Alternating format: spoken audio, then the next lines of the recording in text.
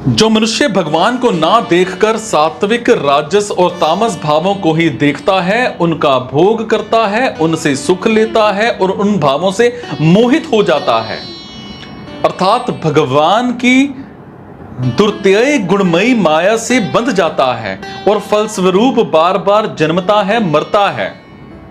मतलब है कि सात्विक राजस और तामस भाव मतलब कर्म, पदार्थ, काल, स्वभाव, गुण आदि अनित्य हैं और भगवान नित्य है। जो अनित्य का भोग करते हैं वो बंध जाते हैं, परंतु जो अनित्य का त्याग करके नित्य स्वरूप भगवान का आश्रय लेते हैं वो मुक्त हो जाते हैं। इस श्लोक में जीवात्मा के लिए जगत शब्द आया है और इसका मतलब है कि जिसकी सत्ता विद्यमान है ही नहीं, उसको सत्ता और महत्वता देकर उससे संबंध जोड़ने से जीव भी जगत हो जाता है, चेतन भी चेतना का दुरुपयोग करके जड़ हो जाता है, उत्कृष्ट परा प्रकृति भी निकृष्ट अपरा प्रकृति बन जाती है। जीव जगत की उत्पत्ति विनाश को अपना उत्पत्ति विनाश, जगत के लाभ हानि को अपना लाभ हानि मान लेता है। जैसे मनुष्य कामना के साथ अभिन्न होकर कामना रूप हो जाता है और भगवान के साथ अभिन्न होकर अर्थात भगवत रूप हो जाता है, ऐसे ही जीव जगत के साथ अभिन्न होकर जगत रूप हो जाता है। फर्क यही है कि भगवत रूप से वो नित्य है, पर कामना रूप या जगत रूप से वो अनित्य है।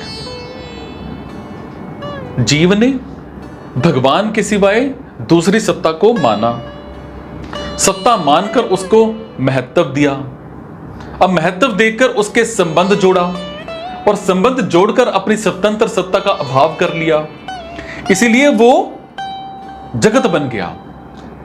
अब जो सिर्फ जगत की सत्ता को मानता है वो अपनी सत्ता से विमुख होकर जगत हो जाता है, जो अवास्तविक है, और जो सिर्फ भगवान की सत्ता को मानता है वो अपनी स्वतंत्र सत्ता को या सत्ता की मान्यता को मिटाकर भगवान हो जाता है।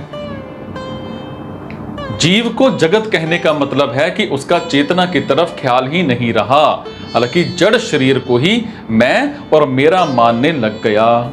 अब जीव स्वरूप से निर्गुण और अव्यय होने पर भी जगत हो जाने के कारण सात्विक राजस तामस गुणों से बंध जाता है। अब वास्तव में अलौकिक परमात्मा का अंश होने से जीव भी अलौकिक ही है, पर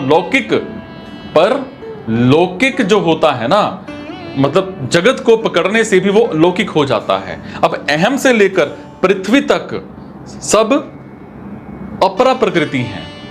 सो जैसे पृथ्वी जड़ है ऐसे ही अहम भी जड़ है। जब जीव अहम को दृढ़ता से पकड़कर अहम को अपना स्वरूप मान लेता है, तब उसका पतन होते होते वो भी जड़ जगत ही बन जाता है, अर्थात उसका चेतनपना लुप्त हो जाता है, विस्मृत हो जाता है, उसको चेतनपने का अनुभव नहीं होता।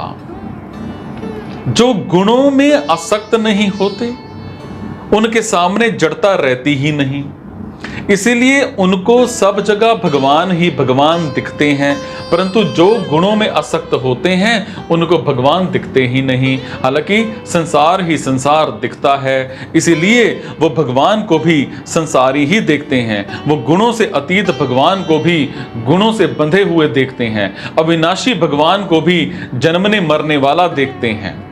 भक्त की दृष्टि तो भगवान को छोड़कर दूसरी तरफ नहीं जाती, पर गुणों में आसक्त संसारी लोगों की दृष्टि संसार को छोड़कर दूसरी तरफ नहीं जाती। इसीलिए भक्त को आनंद ही आनंद प्राप्त होता है और संसारी मनुष्य को दुख ही दुख प्राप्त होता है।